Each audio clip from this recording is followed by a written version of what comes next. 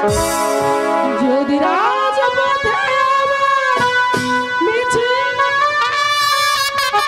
Hello Bangabandhu মুক্তি চাই মুক্তি চাই মুক্তি চাই তবে বিশ্বপ্রদায়ক মহান নেতা আমরা প্রদান ফিরে জাতির পিতা তবে বিশ্বপ্রদায়ক মহান নেতা আমরা প্রদান ফিরে জাতির পিতা যদি রাত পোহালে শোনা যেত বঙ্গবন্ধু মরে না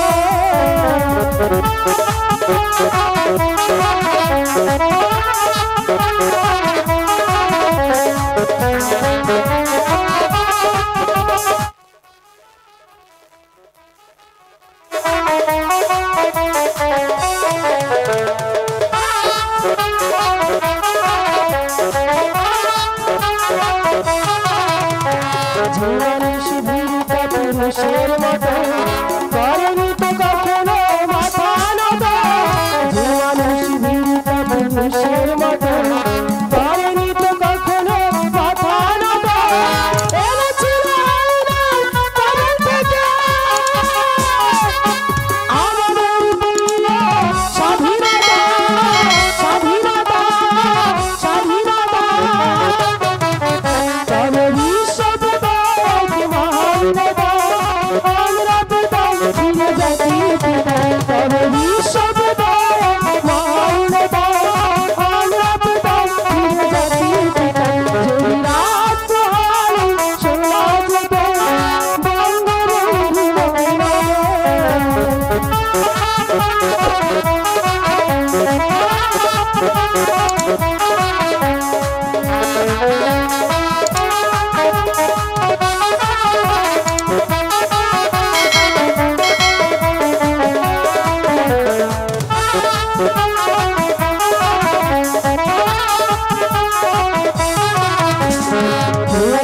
বাঙালি তার সমতুল্য ইতিহাস একদিন দেবে তার মূল্য বাঙালি তার সমতুল্য ইতিহাস একদিন দেবে তার মূল্য সত্যকে মিথ্যার আড়াল করে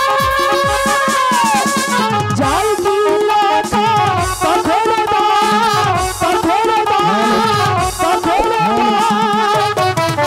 তবে বিশ্বপ্রদায়ক মহান নেতা আমরা প্রদান ফিরে জাতির পিতা তবে বিশ্বপ্রদায়ক মহান নেতা আমরা প্রদান ফিরে জাতির পিতা যদি রাত পোহালে শোনা যেত বঙ্গবন্ধু মরে না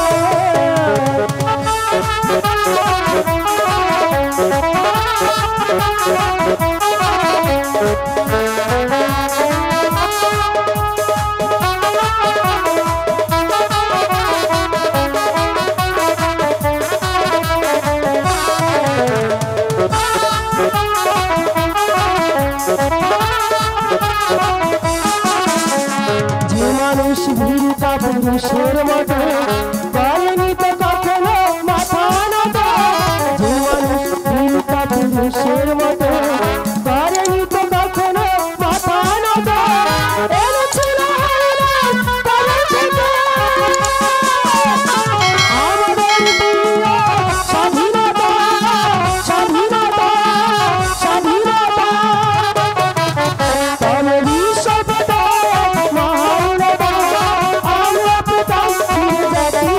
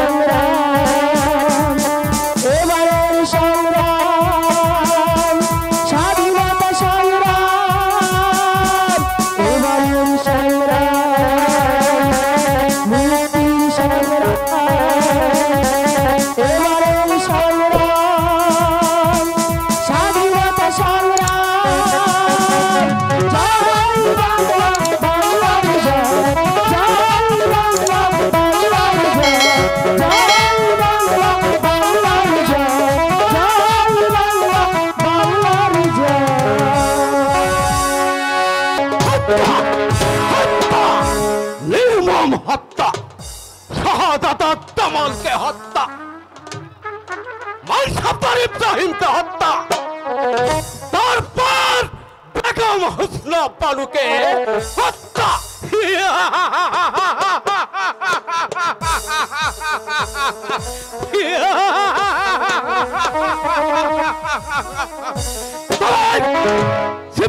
সালার কুরকিন খান বরবাদ হবে পরিষ্কার। নিজের ভাগ্যকে সুপ্রসন্ন করার জন্যই আজ এই শিবল সালার খানে খানন কুরকিন খা আজ প্রহ্লাদে পরিণত হয়েছে। তাই তো আমি চাই শুধু শুধু রক্ত রক্ত, আর সেই রক্তে হাবুডুবু খেয়ে আমাকে আমাকে আমার লক্ষ্যস্থানে পৌঁছতে হবে। পরাধীনতার শিকল ভেঙে দিয়ে বিজয় মুকুট মাথায় পরে নিতে হবে। শাহাদাত জামাল, এখনই এখনই তোমার জীবনের সিনিমিনি খেলা শেষ হয়ে যাবে। আমার হাতের এই অস্ত্রখানা তোমার বক্ষে আমল বসিয়ে দিয়ে আমি আমার চলার পথ নিষ্কণ্টক করে নেব। হবে না, তোমার আমার স্বপ্ন বাস্তবে পরিণত হবে না কুরকিন খা। কেন অধীর সাহেব পালিয়ে গেছে? পালিয়ে গেছে? কে কে পালিয়ে গেছে অধীর সাহেব? দাদা জামাল। জামাল? হ্যাঁ কুরকিন খা, কোন সপ্তাহের ইব্রাহিম জামালকে নিয়ে পালিয়ে গেছে। আশ্চর্য, আমি তো ভেবেই পাচ্ছি না অধীর সাহেব শত শত সৈনিক পাহারা থাকা সত্ত্বেও ওই বেঈমান ইব্রাহিম জামালকে নিয়ে কেমন করে পালিয়ে যেতে কুরকিন খা।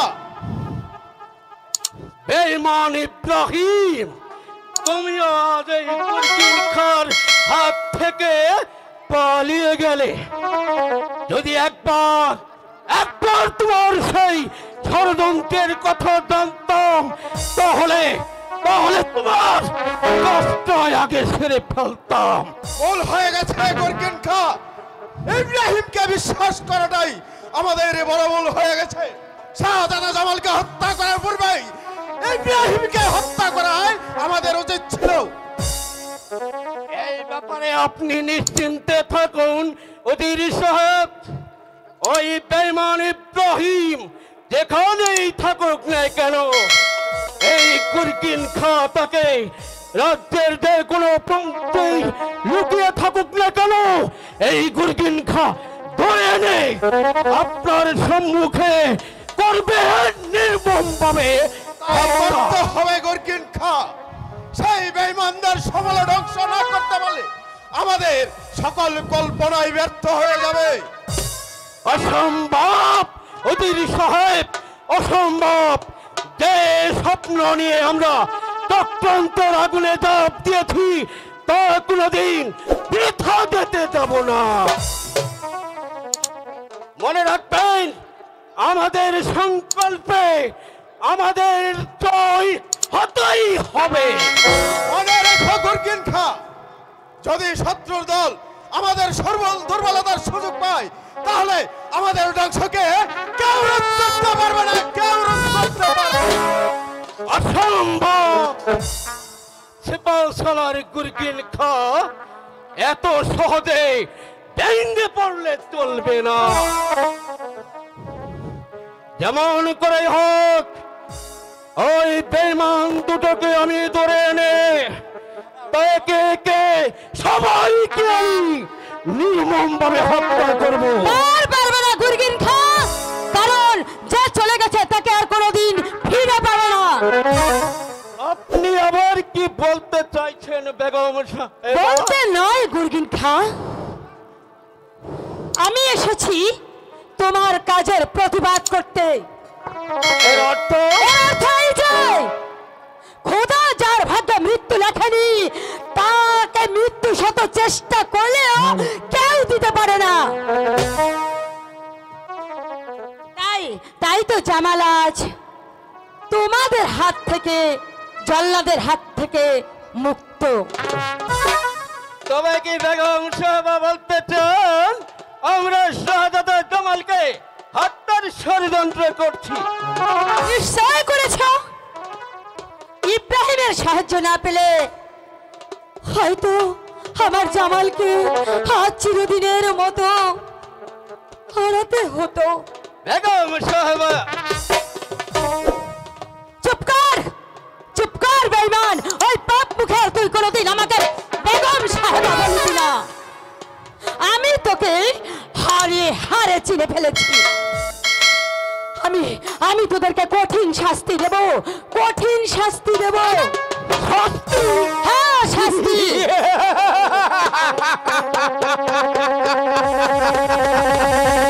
কে কে আমাদের শাস্তি দেবে বেগম সাহেবা? তোমাদের অন্নধাত্রী এই বেগম হোসনা বানু। হ্যাঁ, হোসনা বানু। বেগম সাহেবা, অসম্ভব। আপনি হয়তো জানেন না আপনার জীবন মরণ এখন আমাদের হাতের মুরগির খা। তাই যদি নিজের ভাগ্যকে সুপ্রসন্ন রাখতে চান তাহলে আমাদের অনুগত হয়ে আপনাকে এই নবাব মহলে থাকতে হবে। আর তা না হলে আপনার স্থান হবে ওই অন্ধকার কারাগারে। বেতনভুক্ত কর্মচারী হয়ে তুমি আমাকে দিয়েছো মৃত্যুর হুমকি। এত বড় স্পর্ধা তোমার, এত বড় সাহস তোমার। এই, কে আছিস?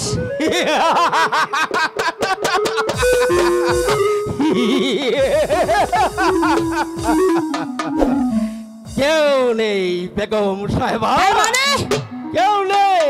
আপনার ডাকে আর কেউ সাড়া দেবে না।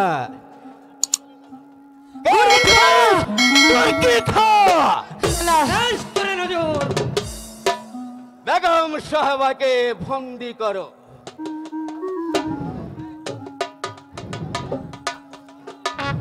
মাথা কি ঠিক আছে আপনি? শীতল পড়ো। আমি যাচ্ছি হুজুর। না, না, না। ও খোদা, এই কি তোমার খেলা খোদা? যারা আমার হুকুমের চাকর ছিল তাদের হাতে আজ আমাকে বন্দী হতে হলো খোদা, আমাকে বন্দী হতে হলো। ওদেরকে তুমি শাস্তি দাও খোদা, ওদেরকে তুমি শাস্তি দাও। প্লিজ চোখে দেখে যেতে পারবেন না বেগম সাহেবা। যান, কারাগারে বসে বসে ওই খুদাকে স্মরণ করুন আর আমাদের শাস্তির কথা অনুভব করুন। নে দাও তুর্কি খা। না, কেউ তাকে কারাকক্ষে নিয়ে যেতে পারবে না পিতা। আমি তাকে রক্ষা করব। তারেক, তুমি চলে যাও এখান থেকে। তা হয় না পিতা। আমি বেঁচে থাকতে আমার অন্নদাত্রীমাকে কেউ কারাকক্ষে নিয়ে যেতে পারবে না। তারেক,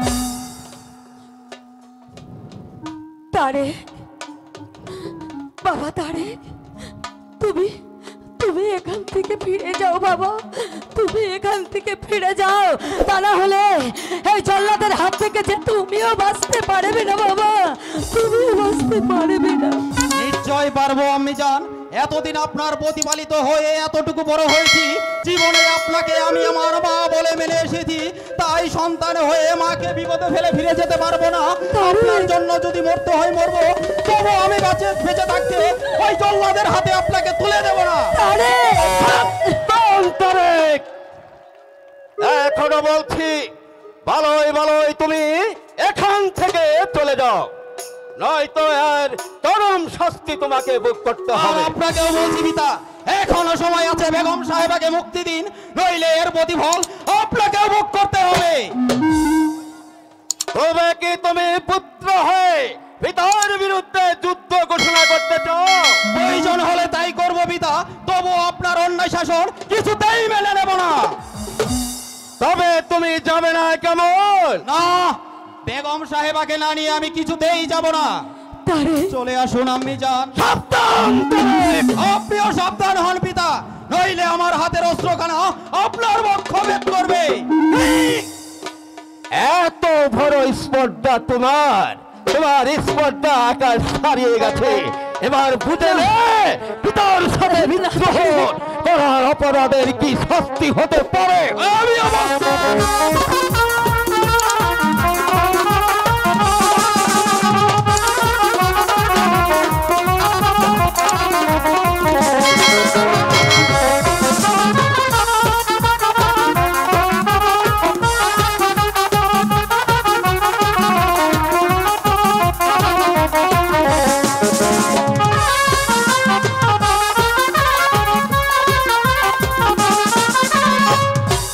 প্রথমবারের মতো তোমাকে আমি ক্ষমা করে দিলাম।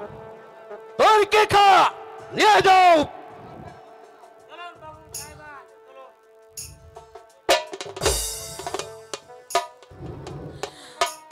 একটা কথা শুনে রেখো গুরগিন খা, স্বার্থের লোভে যে আগুনে তোমরা ঝাঁপ দিয়েছো, আমার হিসাবে সেই আগুনে একদিন তোমরা পুড়ে ছাই হয়ে যাবে। গুরগিন খা, পুড়ে ছাই হয়ে যাবে, ছাই হয়ে যাবে।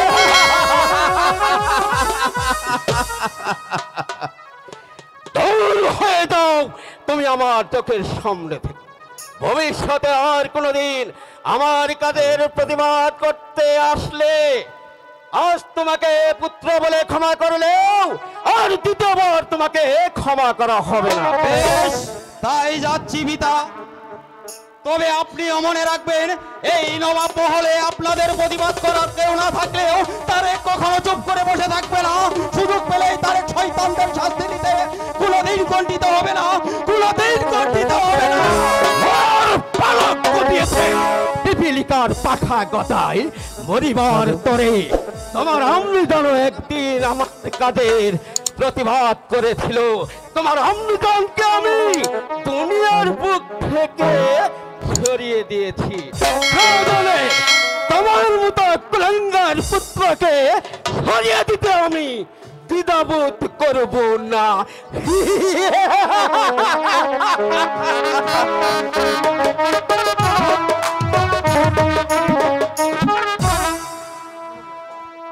আর যে চলতে পারছি না ইব্রাহিম ভাই, এবার আমাকে একটু বিশ্রাম নিতে দাও। কি করব জামাল, এটা যে আমাদের ভাগ্যের নির্মম পরিহাস। নইলে নবাব পুত্র হয়ে আজ এই বনে বনে ঘুরবে কেন? ইব্রাহিম ভাই, তুমি আমাকে একটু জলের ব্যবস্থা করে দাও, নইলে যে আমি তৃষ্ণায় একবারে মরেই যাব। ও খোদা, এই বনের মাঝে জল কোথায় পাবো? আর কার কাছে গিয়ে বলবো আমাকে এক ফোঁটা জল দাও? যাও না ইব্রাহিম ভাই, আর যে আমি সহ্য করতে পারছি না। ঠিক আছে জামাল, তুমি এই তরল খাড়া নিয়ে এখানে বসো, আমি দেখি কোথাও জল পাওয়া যায় কি না। দেরি করো না ইব্রাহিম ভাই, সন্ধ্যা যে প্রায় গড়িয়ে এলো। ভয় নেই জামাল, আমি আমি এখনই ফিরে আসবো, এখনই ফিরে আসবো।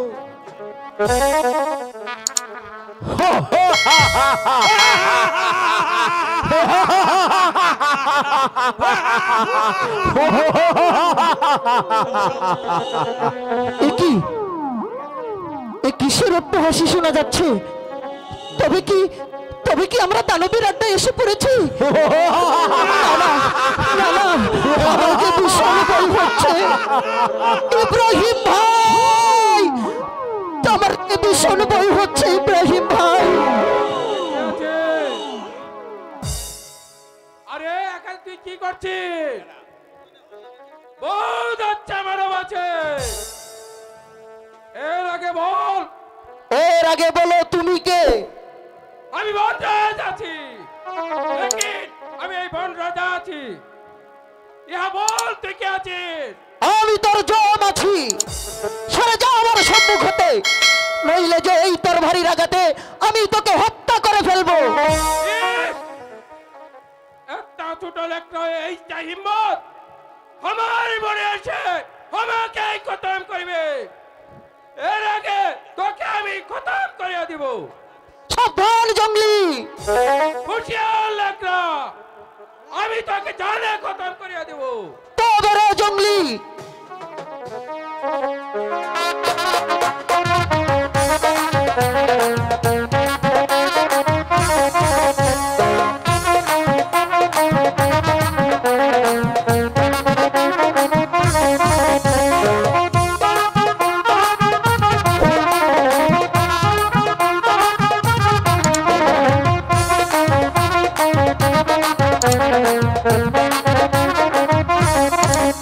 তুই আমাকে মাফ করে দে ভাই।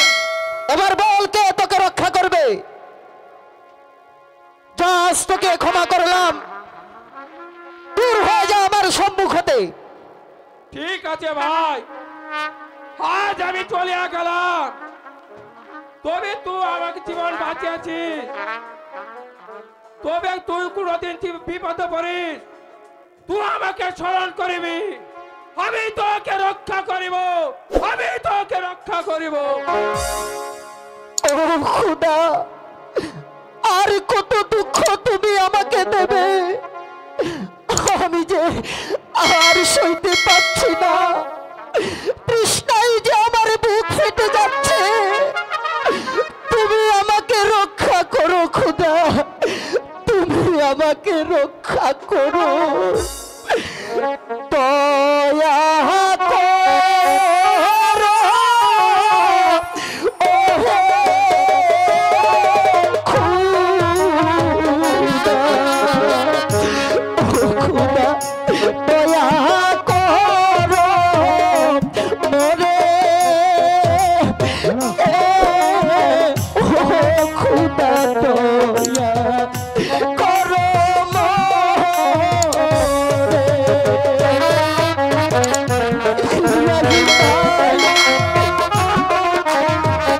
তাড়াতাড়ি চলে এসো ইব্রাহিম ভাই, আমার যে তৃষ্ণায় বুক ফেটে যাচ্ছে। দয়া করো ওহে খোদা।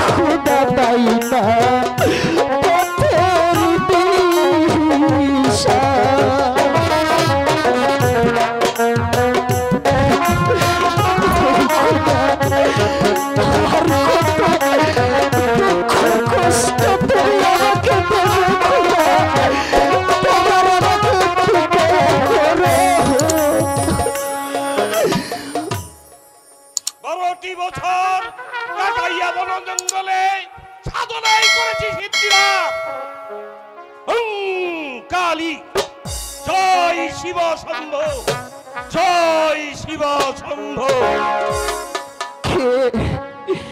কে তুমি বাবা? আমি এক সংসার ত্যাগী সন্ন্যাসী। তোর ডাক শুনে আমি আর থাকতে পারলাম না। বল বল বাবা, তোর আসল পরিচয় কি? রাজার দুলাল হইয়া বাবা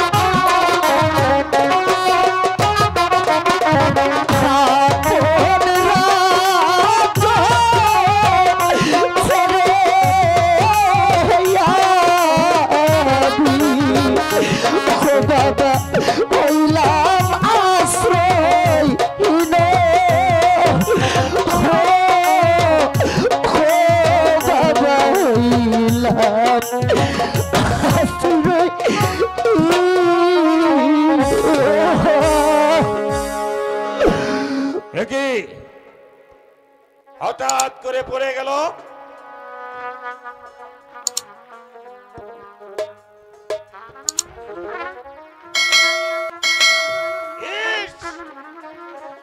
শরীরটা জ্বরে পুড়ে যাচ্ছে।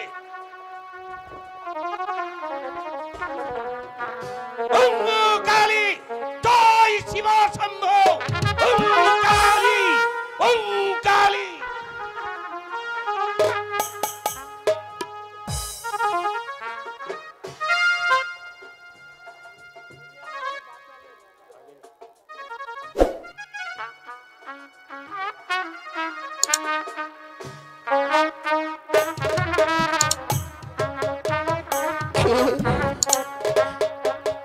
তুমি বাবা, তুমি আমাকে বাঁচালে বাবা, নইলে নইলে যে আমি তৃষ্ণায় একবারে মরেই যেতাম।